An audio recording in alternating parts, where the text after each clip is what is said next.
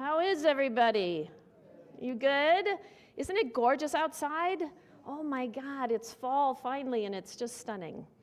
Hello, everyone. Welcome to those online. So glad you are here. My name is Reverend Alvarado. I'm the senior minister here with Center for Spiritual Living, Northern Colorado, and I'm just so glad and thrilled and blessed to have you all here.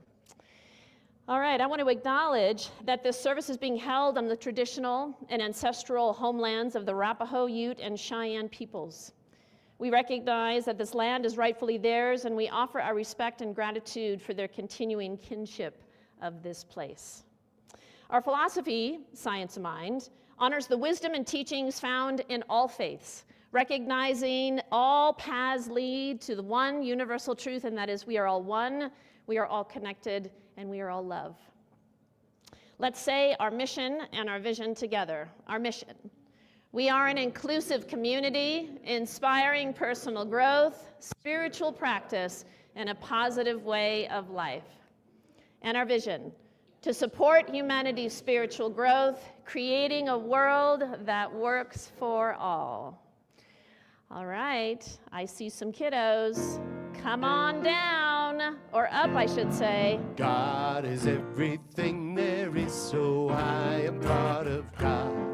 I know there's lots of good for me and everybody else. I'm thankful and grateful for everything we have. So I let go of this prayer, and so it is. Here we go. God is everything there is, so I am part of God. I know there's lots of good for me and everybody else.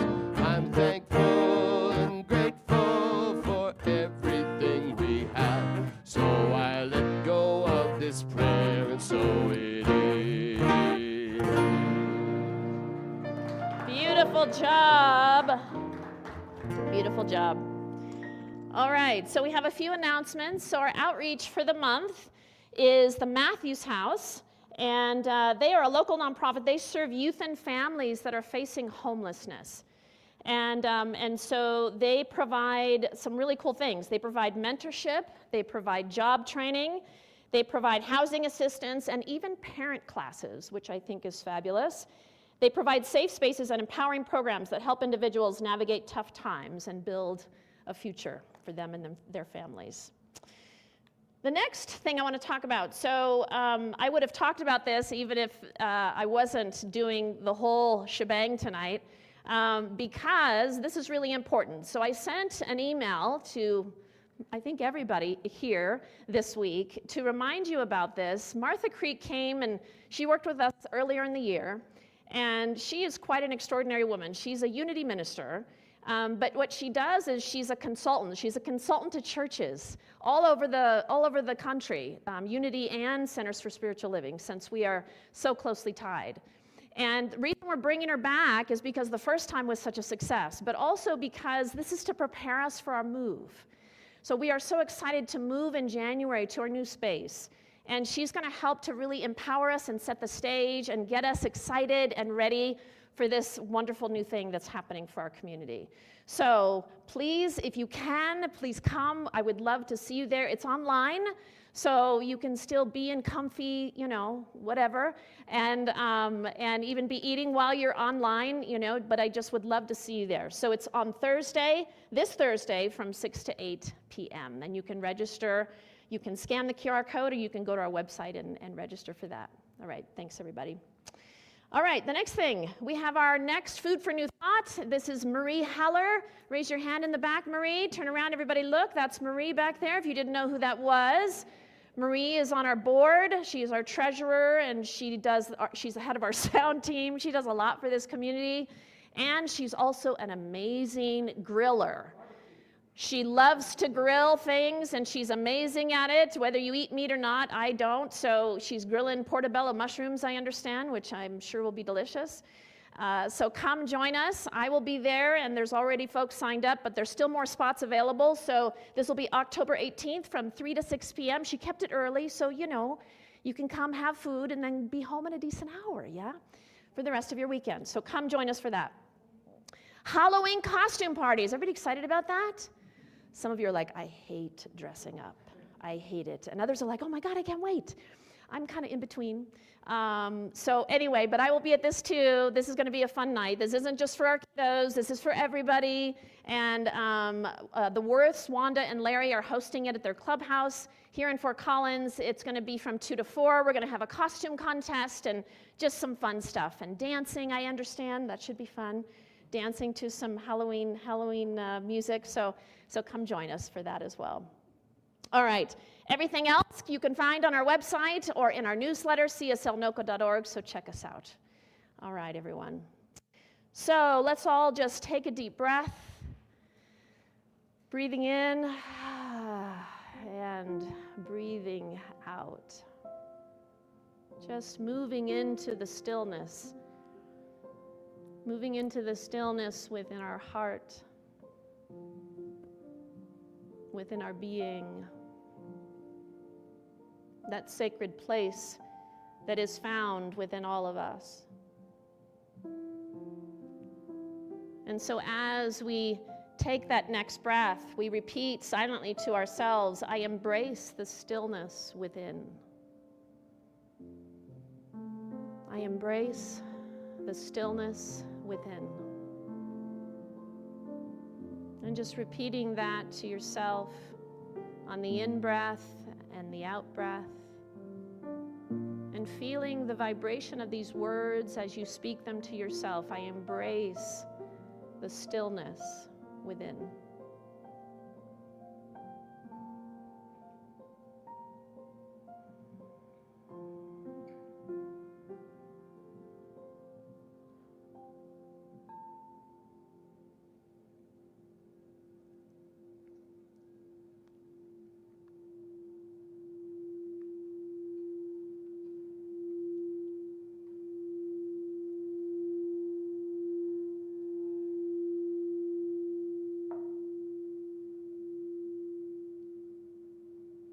So just feeling that vibration of the sound, feeling it in your heart, opening your heart, preparing it for today's service. I heard from a trusted source this week that this time right now as we move into prayer, I want to include those across our world, across our planet who are awakening. I heard from this trusted source that over the next few days, there's going to be an awakening that is going to be happening within humanity. And it may not be visible to our eyes, but I know that there are people in our lives, whether it's our parents or our children or other relatives or friends, who haven't awakened yet. And it's okay. And yet, there are moments when we wish or would like there to be a greater connection where we can share openly about our beliefs, about our values, and have there be a resonance.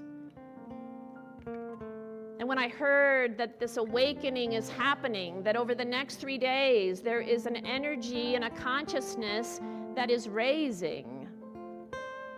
And so in our prayer right here, right now, what I'd like us to do, and this was part of the guidance that was sent out from this person that I trust. They said for us to send love out to all beings, particularly to those who are feeling a bit disconnected, who are feeling a bit lost, who have completely forgotten who they are. They've forgotten their connection to the beloved. They've forgotten their connection to the divine. And so we send our love out, surrounding and holding, seeing in your mind's eye people coming together as one, waking up, remembering the truth of who they are, remembering that they are a divine being, setting aside all of their fears and worries and overwhelm and stress, and see them smiling, see them feeling that connection. And so we send that love out. we send that love and we take our hand and we reach out to those beings, whether we know them or not. We extend our hand and we say, we are here. We are here because we are one. We are your brothers and sisters. We are part of your human family. And so we gather them up and we surround them with this light and with this love. And we bless them. We bless them on their journey. And we see them standing tall, standing ready for that next leg of their journey. And so I am knowing that all beings, no matter where they are on their spiritual evolution, that they are supported right here, right now. That they are feeling our love, they are feeling this guidance, they are feeling this pull to awaken. And when one awakens, they become more compassionate, they become more caring, they become more aware of their actions in the world. And so we hold this and we see this and we know this within our being, within our heart. And so how beautiful it is to see this, to know this, and to claim this right here and right now. And so with that, with great gratitude in our heart, we simply say, and so it is.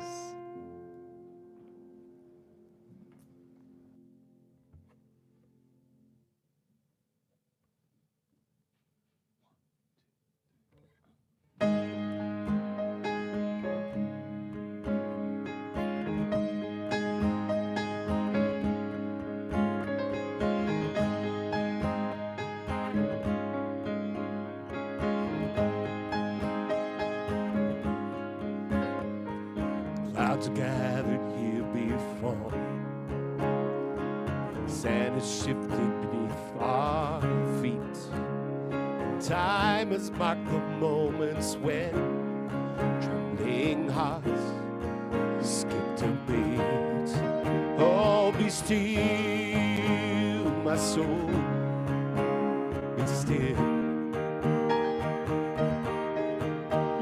Be still, my soul, be still. A rush of wind in the air, a breath of life drawing near. God is here. Be still.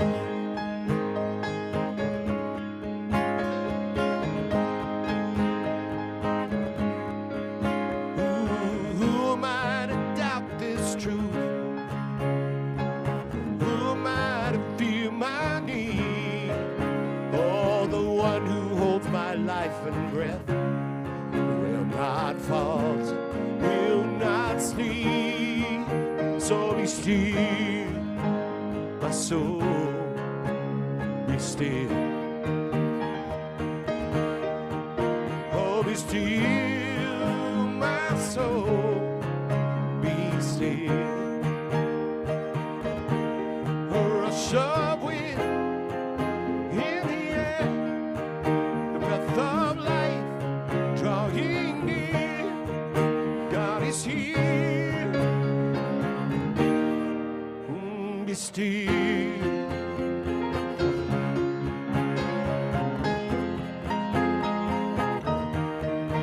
It is well with my soul. It is well.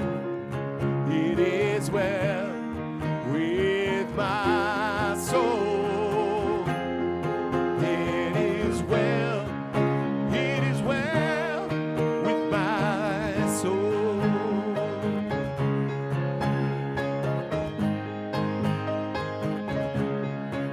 God is here. But be still.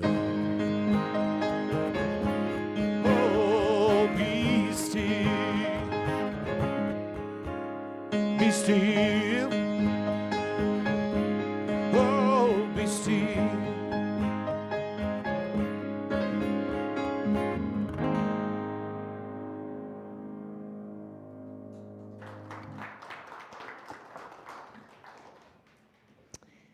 Lance Ruby and Ken Jensen. Thank you, guys. Thank you, thank you. Okay, so we're talking about stillness, as you may have gotten from the song and the slide behind me. So stillness, we know what that means. It means quieting the mind, yeah? Dropping into that quiet place within us. And when we do that, there's so much that's available to us. And I don't think that everybody is fully aware of what's actually available when we do this. So we put it off. Oh, I know I got to meditate. Oh, I know I got to spend time alone. Oh, I know I got to do, yeah, but I got this thing to do, and I got this job, and I got these kids, and I got this thing, And so we put it off, don't we? We all do this. There are times when I don't sit in front of my altar too, It's not as often, but sometimes I'm just busy. We're all busy. I have a stone wall plaque that is hung in my home. And on it, it says, "Be still and know that I am God." I've had it for a long time. It was gifted to me by a friend years ago. And I've loved this plaque because when I look at it, the message, it reminds me to be still. It reminds me of the power of being still. Because when it says, "Be still and know that I am God," when we are still, when we are quiet, that's when we can truly know God. That's when we can truly connect with Spirit. Not that we can't connect with the divine out there in the world, but it's not going to be the same connection. And I think most of you know what I'm talking about. When you're quiet, when you're in the stillness, there is a different experience, yes? It's very different. I talked last week about the sacredness of life. When we're in the stillness and we are connected in, it's sacred. It's a sacred time between us and Spirit, nothing else. Not our cats, not the squirrels on my deck, not our children, not our jobs. It's just our time and the divine. And so when we go into the stillness, we can feel the presence. So it's different than knowing the presence. We can know the presence of the divine. We can know it, but that's knowing it with our mind. But when we go into the stillness, we can feel it. And that's the difference, is to feel it. The stillness can't be experienced out here. It can only be experienced here. So the theme for this whole month is living from the stillness within. And I chose that for a reason. Not because you all don't know that it's important, but we all need a little reminder, yeah, including me. Why is it so important, though? I feel I got to sell some of you on this a little bit. Yeah? Yeah, hopefully by the end you'll be sold, and maybe you'll go into the stillness a little bit more often. I think it's more important now than ever, and I alluded to this last week, to spend time in the stillness. Because if we don't, we're going to get sucked in to life. We all have stuff. We all have people. I'm assuming you all have people that are doing people-y things. Yes? And so we get sucked into these things in our own lives and out here in the world, in our communities and beyond, that take us down. That will take us down if we let it. And the things that we scroll on, maybe some of you don't do that, but even I get swept up. My God, I've spent a lot of time scrolling and looking at all the funny videos about cats and vegan recipes, and pretty soon 15 minutes has gone by. It's like, oh my God, put my phone down. We become addicted to these things, yeah? They're designed that way. Our phones, our computers, the television, and it's good to just shut those things off. Shut them off. To shut off the stimulation that comes from all these angles at us. And to just be still. To just be still. But really, it's to remind us that through the stillness, we can find something. There is something that's available to us when we go into the stillness on a regular basis. And that is peace. Peace is what's found in the stillness. We can know peace. We can walk into a peaceful area and feel it on some level. But we will feel it even more when we go into the stillness. That's where we can truly feel it. That's where we can feel our connection and our presence, the presence of the divine. To know our divine union is one thing, but to feel it is a whole different thing. But our minds are often racing. Yeah?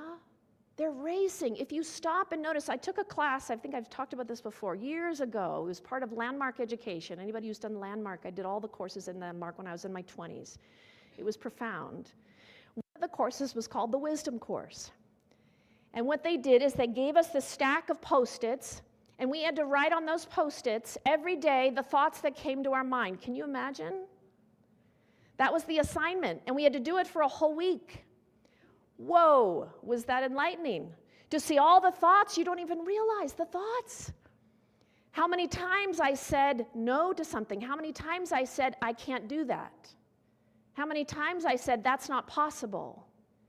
And you had to write it down every single time. No matter what you said, it had to go down on a piece of Post-it, particularly the things that you repeated over and over and over again. So our minds are filled with thoughts. And I think we are addicted to thinking. How about you? Do you think we're addicted to thinking? A little bit, just a little bit? Yeah. You know, I think for some of us, the idea of analyzing a problem and getting in there and figuring out the answer to something, that is way more enjoyable than the idea of sitting in silence for 20 minutes. Right? How many of you are like, oh God, please don't make me sit in silence? No, I don't meditate, I don't like it. It's uncomfortable.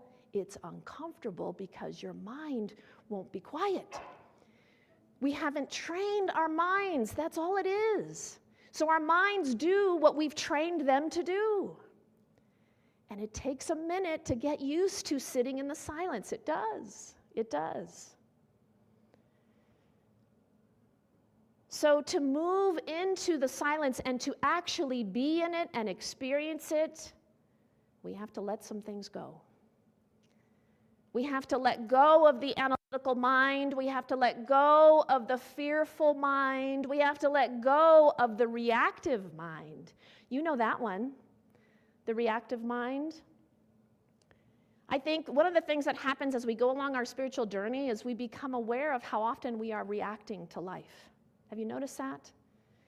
How often we are reacting to life.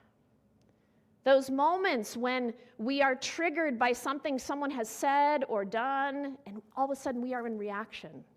Whether it's anger or frustration or fear, it just happens automatically, doesn't it? Our reactions come from old ways of being and patterns, and some of them are from old wounds. Just happened, and now we're in reaction. We're out of that peaceful place and we're right into reacting.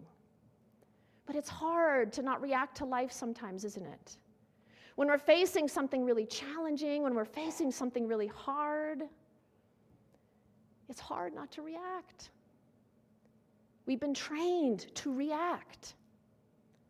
And especially in light of what's going on or what's been happening in our world over the last year or two, it's hard. It's hard to not react. Especially when it's something that's so meaningful to us.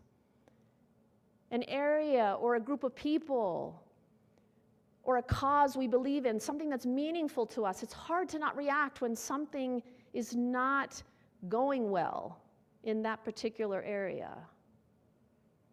There are some who would say we have to react. There are some who would say we have to take action. We have to. And yes, we do in certain situations. But I think our work is more to notice the energy behind our actions, to notice our energy behind it. Some of you I know are going to the No Kings March on the 18th of October. And if you're planning to go there, what I would encourage you to do is to be very aware of your energy, to be very, very aware of the energy that you are emitting and why you are participating in this. This is part of our growth, is to notice our energy, to notice our reactions, to notice when we have moved off our center. And the more that we move into the stillness, the less we fall off our center. Have you noticed that? And so we all have an opportunity to examine all the ways in which we react, all the ways in which we automatically react to life.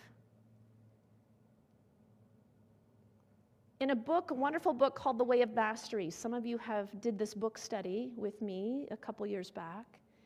This is the teachings of Yeshua, and I like to say the true teachings of Yeshua, who he really was. It was an extraordinary book. And in the book, he talks about that when life does something to disturb us, when it does something to upset us and it knocks us off our center, it's a sign. It's a sign that there is something that is requiring healing. So whenever we get knocked off, whenever we notice we are in reactive mode of some kind, it just means that there's some healing work to do there. Especially if there's a strong emotion that we are experiencing. There's something to look at there. There's something to pay attention to. We are being presented with another choice, a choice to choose anew, a choice to maybe do things differently than we have always done them. Rumi said this, "Be like a tree and let the dead leaves drop." What a great quote for this time of year. I don't know that I'd ever seen that one before, but I like it. Be like a tree and let the dead leaves drop. So if we want to experience more peace in our life, more freedom in our life, more joy in our life, we're going to have to let some dead leaves drop. Yeah? We're going to have to be willing to let go of the ego mind that wants to be in charge. And sometimes we forget that the ego mind is not in charge, we are in charge. Life continually presents us opportunity after opportunity after opportunity to choose. To drop the leaves. To drop and let go of those things that are no longer serving us. So that we can actually be in the stillness. Sometimes what's impacting our ability to be in the stillness is all of that stuff, our fears and our worries and our stress and our overwhelm. And the mind that, yes, just won't shut up sometimes. Responding instead of reacting. Responding is making a conscious choice. This thing is happening to me, and making a conscious choice to choose how we respond instead of an automatic reaction. Sometimes it happens after the fact. Sometimes we have that reaction, but then we catch ourselves. I just reacted. I'm so sorry. I didn't mean to come across that way. I didn't mean to say that thing or do that thing. So we catch ourselves. And I think the more that we move along our spiritual path, we notice when, I just reacted inappropriately there, and I apologize. So to respond to life takes a more conscious presence within us, a more conscious effort. And so like autumn, as the leaves fall to the ground and the trees become barren, and then spring comes and there's a new beginning.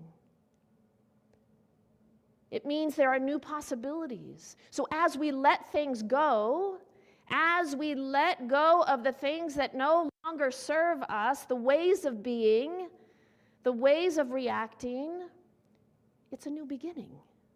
We then can move into a new way of seeing the world, a new way of being in the world.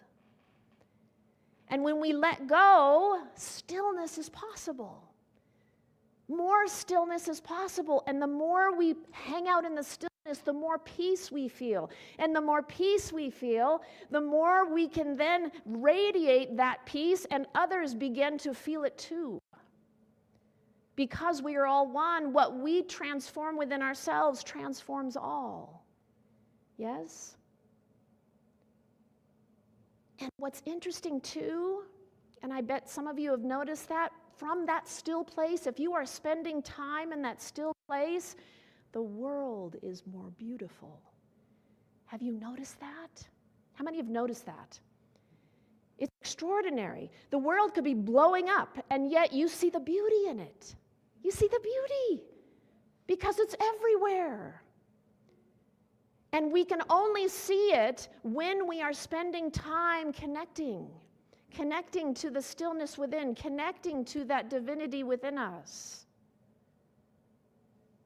When we are living from that still place, the world looks different. It looks different. Our perceptions change. How cool is that? Have I sold you yet?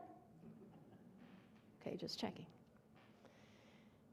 So, so often we forget that there's this sacred sanctuary that's here.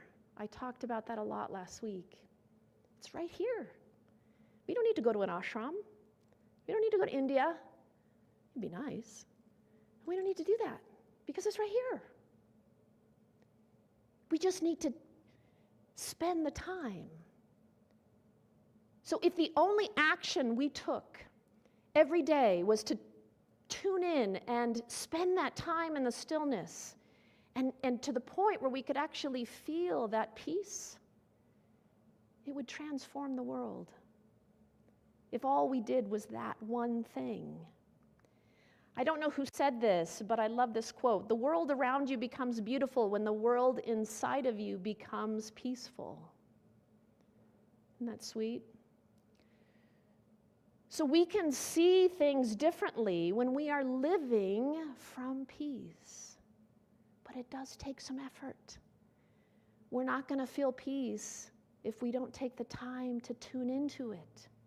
If we don't spend the time every day, it's like a muscle, every day in the stillness, our sacred time.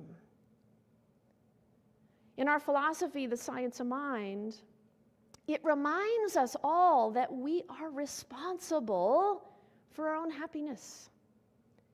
We are responsible for how peaceful or not peaceful we feel. We are responsible for how we see the world. I love that about our philosophy because it puts the responsibility back onto us. We're not looking to someone else to give us peace. We're not waiting till the world becomes peaceful until we decide and then we can feel peaceful. We get to choose. We get to choose to be peaceful. We get to choose to experience joy. We get to choose to experience stillness, quiet. The world's going to continue to do its thing, It's going to continue to do its thing. And I'm going to say this, and you know this. We can't control the world. We know we cannot control the world as much as we would like to, but we can control how we respond to it. We can control that. That's huge.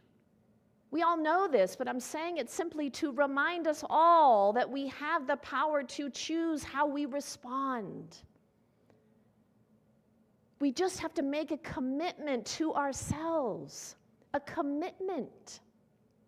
You know, when I was in Landmark, we talked a lot about commitment. Boy, did we ever, anybody who's taken Landmark. So it got ingrained in our heads, the power of commitment. But here's why it's so important. Because if we just say, well, I'd like my life to be different. Yeah, I'd like more peace. Sure, that'd be nice. I'd like to meditate more. Sure. I commit to living a more peaceful life. Do you hear the difference? I commit to spending more time in the stillness. I commit to looking for the beauty in my life.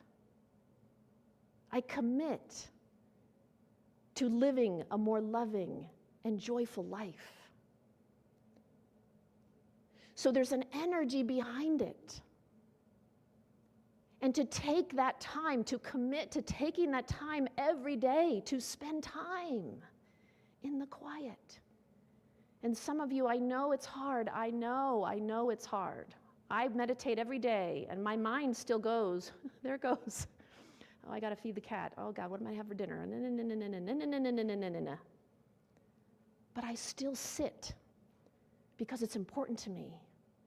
I sit and I put on my great music that I love. It's always different every day, but it helps to center me.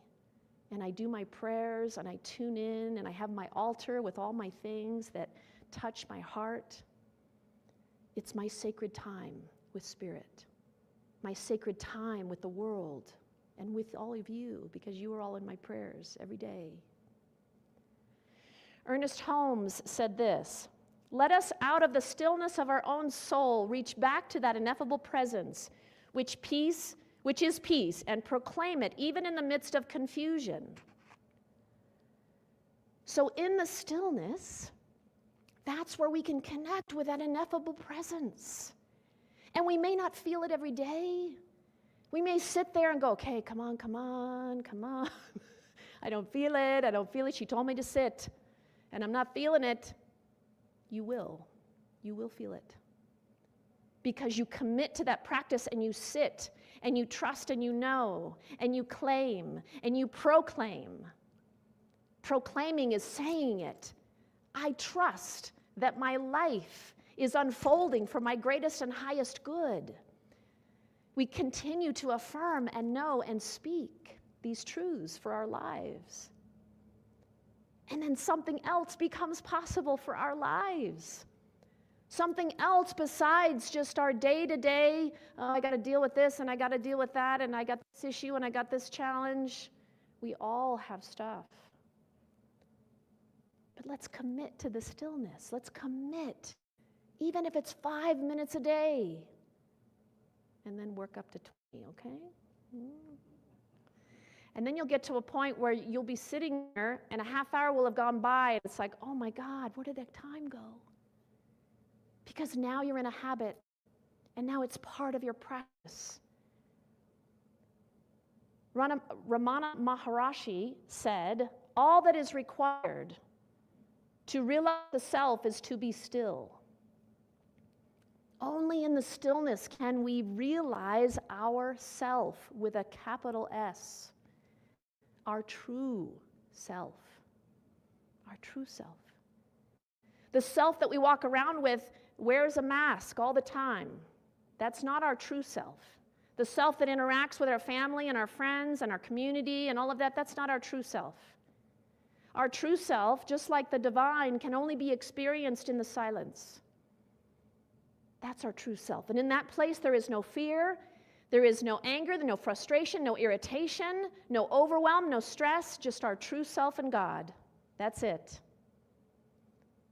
Have I sold you yet? Okay.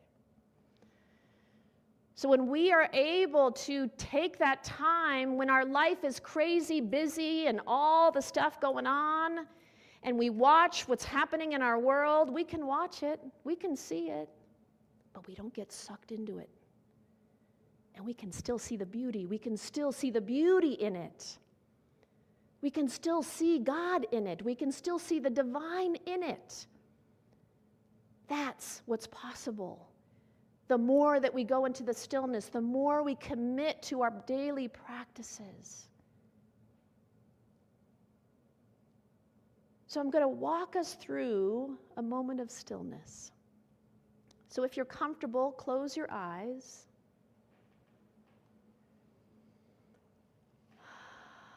Let's just take a breath. Just take a deep breath. Breathing in and breathing out. And so right here, right now, just bring your awareness to the parts of your life that you would like to let go. Letting those leaves just fall. The areas of your life that are hard, the areas of your life that are frustrating, that are overwhelming, that are stressful. Let each one go, like a leaf dropping from the tree. Letting those dead leaves just fall. Beautifully, they just fall to the ground. The people in your life that are hard to interact with, the people in your life that are triggering, the people in your life that are just difficult in one way or another, see them as leaves on a tree, just letting them fall. Let them go. Just letting it all go. The reactions that seem to own you, the ways of being that are no longer serving you, just let it go. See those leaves falling gently to the ground. Just let them go. And now bring your awareness and your attention to that place within the center of your heart. Right there in the center of your heart is a divine spark. You can visualize it as a little pilot flame right there in the center of your heart. And that pilot flame is the divine. It is the essence of who you are. And so with your intention, connect with that light. And see it with each breath growing bigger and brighter and bigger and brighter.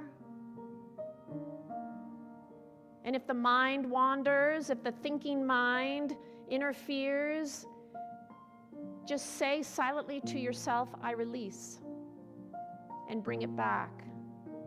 Bring it back, focusing on that divine flame. I release. I release. And just feel that still point there. There is no place else to go in this moment. There is nothing else to do but to just be, to connect. And as you connect with that divine flame, see if you can feel the love that is there. For this divine flame emanates love in the most extraordinary way. As you tune in and feel that love, some of you are feeling warmth in your chest as it expands and grows. And just hang out there for a moment.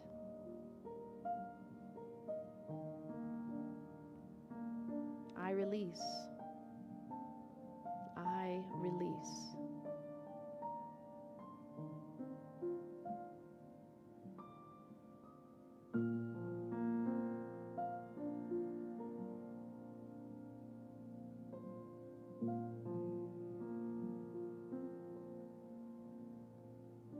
And so in this moment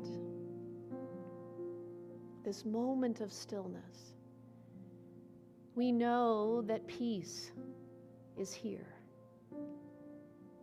We can feel it in the room that we are in, and those at home, you can feel it.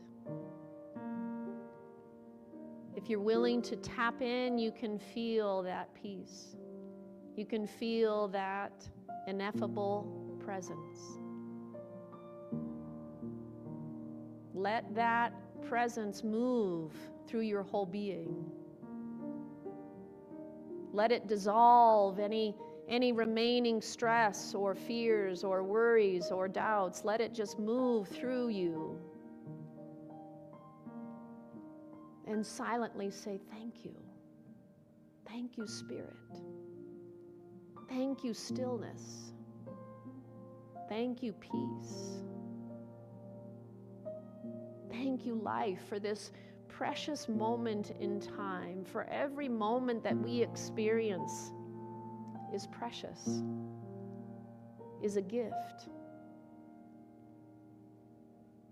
And so we give thanks for this moment. We give thanks for Spirit. We give thanks for the peace that is in this moment, right here, right now. As we emanate that peace, as we feel that peace in this still moment, we are helping to awaken and to support and to guide all beings. And so how beautiful it is to know that we are sending that light simply by setting our intention. Our light is going out. That peace is going out, and it is touching all.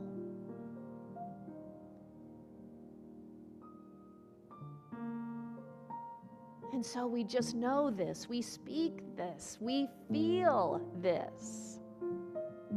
We proclaim peace right here and right now. And so with that, with a grateful and full heart, we hand our life over to Spirit. We hand everything over. And the divine just gladly takes it. We release, we let go, and we let God. And with a grateful and full heart, we say, and so it is.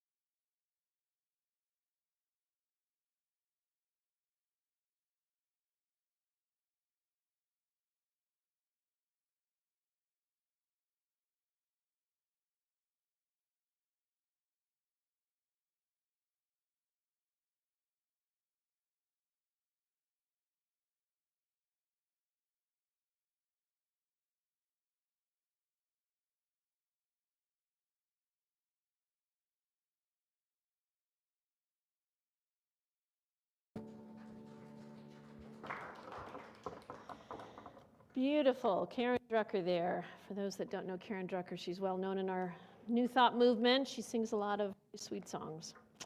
All right, so it's time for the offering portion of the evening. Thank you all for all that you give to this community. Many of you give automatically online, and so when the basket passes, just bless what is there as the basket comes around. And gotta find my place. Sorry here. Not used to doing all this up here. All right, so we just give from gratitude, yeah? When we give, someone brought their money tonight from the platform, the boxes, the prosperity box exercise that I had you all do. And I had her, before she placed her money in the box, in our basket, I had her bless it before she placed it in. To do it with intention. And that's what I really want us to get used to doing, is to do when we handle money, when we think of our money, when we place money in, or we donate online, or however we give, that we do it with intention. And we bless it consciously. And so let's place our hands over our heart, and let's say our offering affirmation together. Abundance continually fills my life. Spirit provides all that I need, and I joyfully receive it.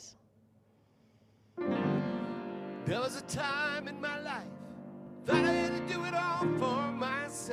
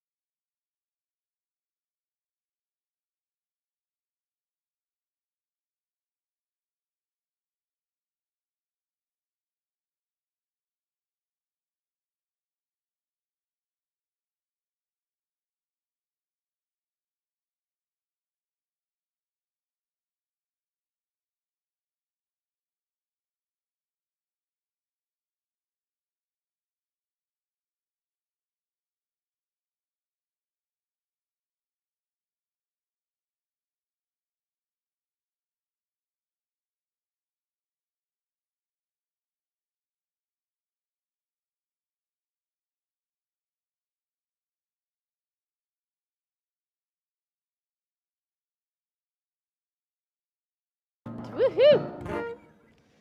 Thank you, Matt. And so I bless all that is flowing into our beloved community, knowing that it is supporting the growth and the expansion of our community, supporting all the work we do, both here in the community and in the world. And so it is. Thank you. All right. Well, if you are here for the first time, welcome. I don't think anybody here in the room is here for the first time, but if there's any online, welcome. So glad that you have joined us today. If you'd like spiritual support, there are prayer requests in the back of the room. I am also available for prayer, so if you'd like prayer, you just have to wait a few minutes until I'm done saying hello to folks, but I'm happy to pray with you. So just know that I'm available for that. And if you're online, submit a prayer request through our website, and we will pray for you all week long. All right, tonight we're meeting at a restaurant. We never know where we're going to go, so, join us. It's always fun, great conversation. Meet us at the welcome table if you'd like to join us for dinner after service tonight. And let's now stand, please, and we'll do our benediction and our closing song. Place your hands over your heart, and let's say this together. May we be at peace. May our hearts remain open. May we awaken to the light of our own true nature. May we be healed. May we be a source of healing for all beings. Love is who I am. Love is who we are. love is all there is. For years I would talk about how I wanted to change the world, but I always left it up for someone else to do. But then I finally realized I needed to take a stand, that by changing my thinking could change my